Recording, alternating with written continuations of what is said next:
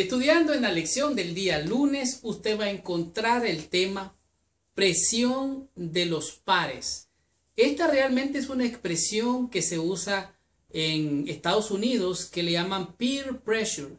Y peer pressure es que una persona del mismo nivel, de la misma edad, de la misma escuela, de la misma, podemos decir, del mismo nivel educativo, social, le presiona a usted de alguna manera para que haga lo que él quiere. Esto puede ser como cuando yo me acuerdo, siendo joven, muchacho, quizás unos 15, 16 años, empecé a fumar. Y empecé a fumar porque los amigos con los que andaba, ellos fumaban y me daban el cigarrillo. Después yo compraba el cigarrillo para darle a los otros amigos para sentirme socialmente aceptado. Entonces yo empecé a fumar porque copié la conducta de mis amigos y de alguna manera ellos me llevaron, ¿verdad? Por así decirlo, con una presión a hacer lo que yo ni me imaginaba que iba a hacer, entrando en vicios, tanto en el tabaco como el alcohol, la cerveza, trasnochar, etcétera, etcétera. Entonces, la presión de los pares es esa, que los amigos te hacen hacer lo que tú tal vez ni quieres hacer. Y esto es lo que el apóstol Pablo comenta en este día de la lección. Dice aquí que los creyentes habían estado haciendo lo que les agradaba a otros, o sea, a los pares de ellos. Ellos estaban tratando de que ellos hicieran, dice, y Pablo les amonesta a no unirse a la multitud y se volvieron objeto de insultos y humillación. En otras palabras, por no hacer lo que ellos hacían, los cristianos se resistían, entonces eran rechazados, eran maltratados y hasta denigrados. Dice aquí, en esta situación es en esta situación como esta donde Satanás puede usar a viejos amigos para desanimarnos en nuestro caminar con Dios.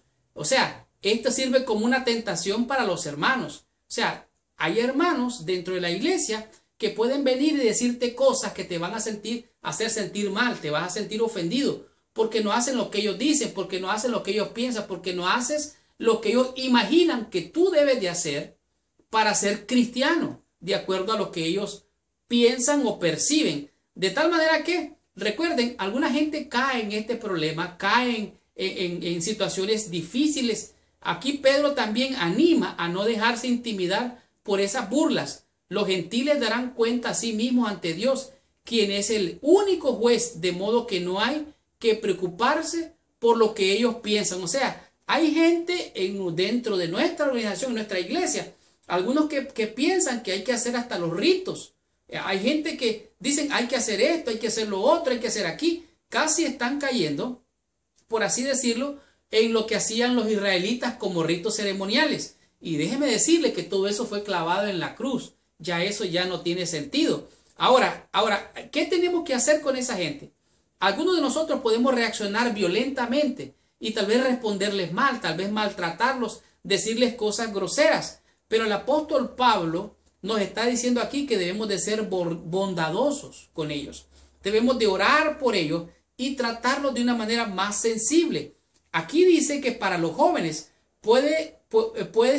es más difícil para los jóvenes, pues desean ser aceptados, pero no tienen que luchar contra la presión de los pares. Mira lo que dice aquí, Primera de Pedro capítulo 4. Dice, pues que Cristo ha padecido por vosotros en la carne, vosotros también armaos del mismo pensamiento. Pues quien ha padecido en la carne, o sea, es crucificar la carne, terminó con el pecado. O sea, una vez que usted dice, yo quiero hacer esto carnalmente, pero esto ofende a Dios, mi amigo me presiona y ¿sabe qué? No, discúlpame, yo no hago estas cosas, que Dios te bendiga, pero mejor me retiro de este lugar. O sea, ser amable y, ¿por qué no? Convivir y aceptarlos a ellos, pero no hacer lo que ellos hacen.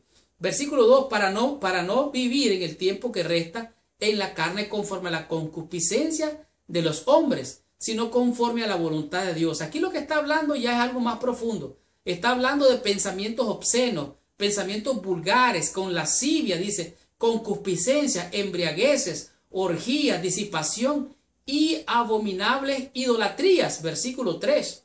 Así es que vosotros, dice, no corráis con ellos, dice el apóstol Pablo, no se junten con ellos. Ahora, pero tampoco los vas a juzgar. Tú debes de tomar una decisión. Tú puedes ver lo que los otros hacen, puedes pedir que Dios los bendiga, que les dé misericordia y les abra sus ojos, o puedes condenarlo. Pero ¿sabes qué? El juicio no es dado a ti, tú no tienes que hacer juicio. todo el juicio le corresponde al Hijo. Así que yo prefiero dejar que Dios lo juzgue y no juzgarlo yo. Mejor que Dios lo juzgue y que Dios se encargue. Versículo 6. Porque por esto también ha sido predicado el evangelio a los muertos, para que sean juzgados en la carne según los hombres, pero vivan en el espíritu según Dios.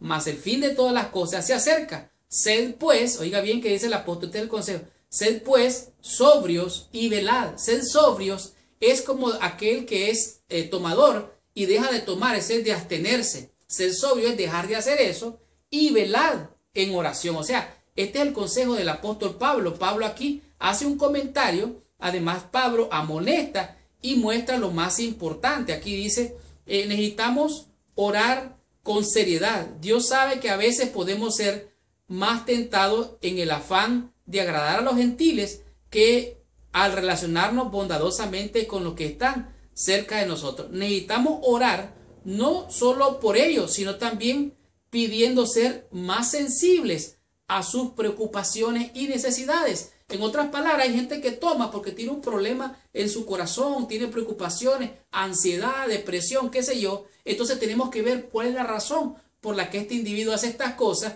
y ver cómo satisfacemos esa necesidad para ganarlo para el reino de los cielos. Ahora, entonces, tú podrías pecar por la presión de un amigo, tomar, fumar, quizás podría llegar hasta a tener una conducta mala. ¿Por qué? Por la presión de los amigos. Podrías tal vez verte tentado a comer alimentos que no son buenos de acuerdo a nuestra fe. Podría ser tentado a beber lo que se supone tú no debes de beber o yo no debo de beber.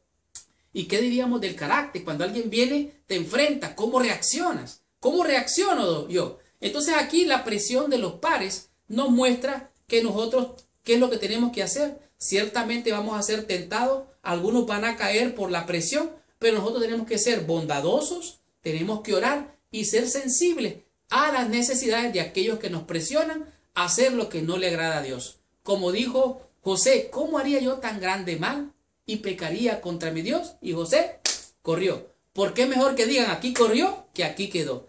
De tal manera que veamos qué nos dice la lección en el día martes y descubramos de qué nos dice en este día la lección con el tema que es la palabra profética más segura. ¿Cómo estar seguro de que estás seguro? Veamos qué nos dice en este día la lección.